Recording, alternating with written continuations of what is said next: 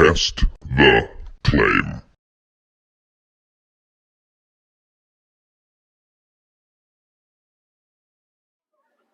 Just as you create excuses for Israel when they make these vile, abhorrent statements, make the same excuses for Hamas or don't make them at all. You said it's a unity government, which means normally it's an opposition. No, we're saying this is the complete representation of the Israeli community because we don't only have one party. It's not like government, Republicans, Democrats. I don't know about the here Labor and all that. It's a unity, so it represents everyone, and they're making all these abhorrent statements, and they're explicit. It's not about the Hamas. Some statements are, for example, the Yoav Gallant was like, "We will eliminate everything. We will kill Hamas. Gaza will not come." Yes, in that statement, he did specify Hamas. Other statements, they don't specify Hamas. Gaza, we must raise Gaza, raise it to the ground, create an environment in which no human can survive and all that. Now, when it comes to minimize civilian casualties, he said, he mentioned multiple times that there are leaflets. Fine, let's look at how Israel actually acted.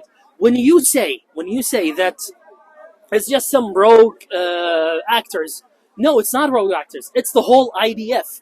Again, if you look at how Israel behaved in the past, I'll give you an example. This is a very simple example. In Operation Cast Lead, Israel killed 1,400 people, 350 of whom are children. After the operation, Israel conducted so-called investigations. This is what they found. They found only 3 people guilty of breaking the law. Out of over 3,000 houses destroyed, only 3 people broke the law. Only 3. And what were the punishment? One guy used the Palestinian boy as a human shield. He was given a suspended sentence. He didn't even go to jail. The other guy killed two women. He was given 45 days in prison. And the third guy stole money. Oh, that's the biggest crime. He was given 7.5 months in prison. So it's not just rogue actors. It is the government. It is a systematic, deliberate system of treatment against the Palestinians. They oppress them. They humiliate them. They hate them. As for minimizing civilians, if Israel is trying to minimize civilian casualties, why don't they allow humanitarian aid? Why do they keep bombing bakeries? Why do they keep razing down farms? And again, this is not the first time. Operation Cast Lead, we have eyewitness testimony of soldiers razing farms, taking a break, and then razing them again. This is systemic. Part of the definition of genocide is to create an environment where I think it's like to bring environment conditions calculated to bring about the destruction of the people in part or in whole. So this idea of, for example, because again, I want to respond to the genocide point. You said there are 2 million people, 2 million Arabs in Israel.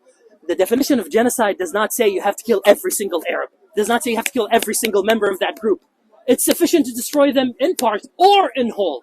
If you do it in whole, you have met that definition of genocide. We've seen them, as I said, destroy bakeries, restaurants. We have videos of them shooting at horses. Like, literally, a tank just shoot at a horse. We had a video recently, I think this was less than a week ago, of an IDF soldier saying, yeah, I killed a man. A civilian, elderly. He is just committing it. He's confessing it. So, again, it is a genocide because of the numbers, because of the environment, because of what Israel has done. It is a genocide. All this is just propaganda. Yeah, we gave them leaflets. Set aside that we bombed them when they went south. Set aside that we deliberately target them. Set aside the fact that we starved them. Thus far, you starved 17 babies. Yeah, but we gave them leaflets. So yeah, you have last word, and then. It's what's that?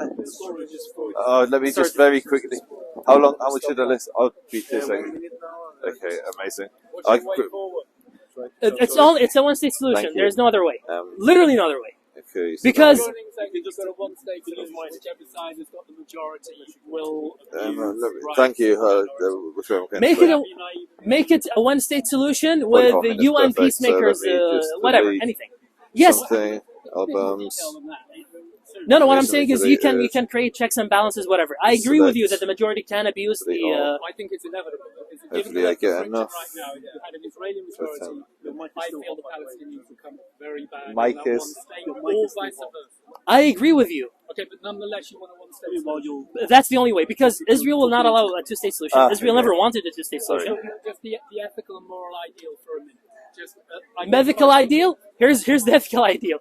I want this side to not target civilians. I want. I agree. In terms of one-state or two-state, the ideal being. It used to be two-state for years internationally. Okay, can I? My mic is going to quickly die, and then I can give you the points that I. So no, thought. I think I've got the point. Okay. So Israel is, like last week when I checked, had let in 260,000 tons of aid. The issue of aid is not Israel letting it in, it's an issue of distribution. The United Nations Relief Work Agency, UNRWA, was responsible for distribution of aid within Gaza. That's been completely, rendered absolutely unable to do anything in Gaza. There's been UNRWA is connected very closely to Hamas. They've had their funding cut off. They've been affected by the war, and they've been unable to distribute the aid. But hundreds of thousands of tons of aid has gone into Gaza. If Israel was interested in starving or genociding the Palestinians, it would not be allowing the aid in. Instead, it's that there's no aid. Israel is letting all of the aid in. It's letting all of the aid in.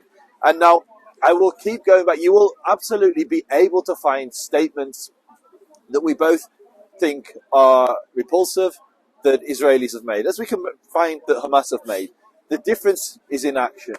And with the level of, Israel has dropped more bombs on Gaza than ever before in its history. Huge tonnage of bombs have been dropped, yet the death toll, in proportion to the devastation on the buildings, is very low. And the reason buildings are being hit is because they're booby-trapped, is because they are being used by Hamas to wage war. We've all seen Hamas popping out of tunnels, shooting down from buildings and attacking the Israel. This is an armed conflict, and Israel responds to those by taking out those buildings. And similarly, we see the ripping up of the roads as an example. Now, that doesn't make any sense to anyone unless you know that Hamas have a history of setting IEDs in roads, and so that's one of the reasons Israel sends the bulldozers in to rip up roads before it sends its military personnel in to remove the risk of IEDs going off. And so Israel is in a urban warfare, and it's trying its utmost to adhere to the Geneva Convention, but tragically, because of the nature of the war, civilians are still going to die. Now, this could all come to one final point on the inflation.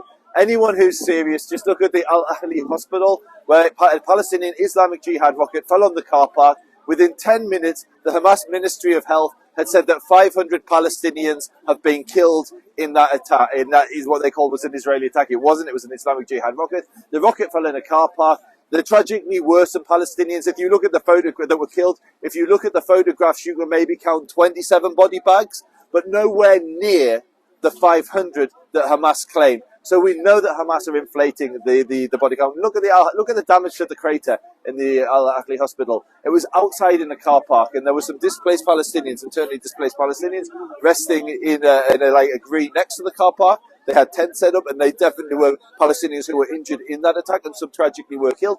But it was an Islamic Jihad rocket, yet Hamas claimed 500 were dead within 10 minutes. How do you count that many people in 10 minutes and then not revise your numbers? So I don't want to just go point for point and then introduce a load more points that you don't have the opportunity to respond to. What I would say is I think our fundamental difference of opinion here is not one of an objective. I think we both long for peace, and I think we both can recognize that on both sides there have been injustices. I think where there's a major difference is I don't believe the Israeli government, as in the elected government and the IDF, is part of the problem, but I do think Hamas is part of the problem. Whereas I don't want to speak for you on Hamas, but I will say I feel confident saying that you think the Israeli government is clearly part of the problem and you believe it to be genocidal. I would say if Israel was genocidal, it is the worst genocide in all of history. The Palestinian population has grown year on year. Year on year. The Arab population of Israel has grown year on year. The Israelis are allowing in hundreds of thousands of tons of aid, and they're going out of their way, in my opinion, to minimize civilian casualties.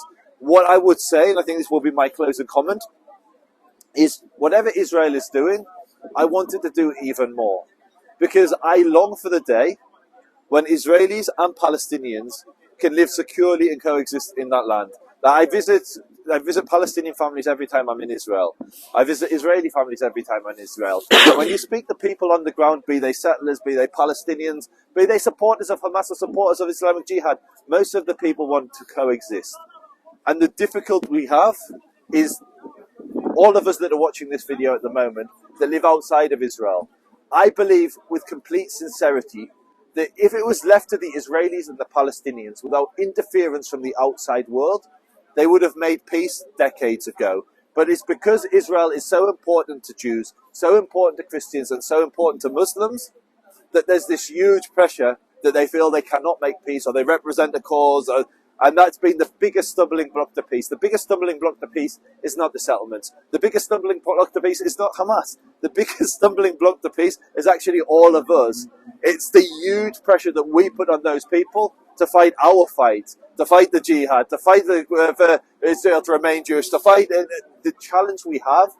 The challenge we have as all of those outside of Israel is that we interfere.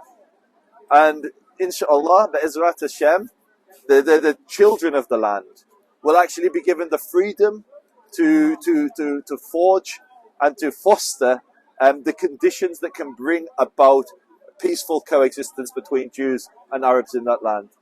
Be'ezrat Hashem, in our days, speedily in our days. That's what I think I'll end on, rather than just throwing some more. Yeah, good. That's it. Did it go again? Yeah, it's good. It's good. Baruch Hashem. Alhamdulillah. Yeah, I'm going to. I literally have to get back in. I have to leave here at 7:30. I've got a meeting.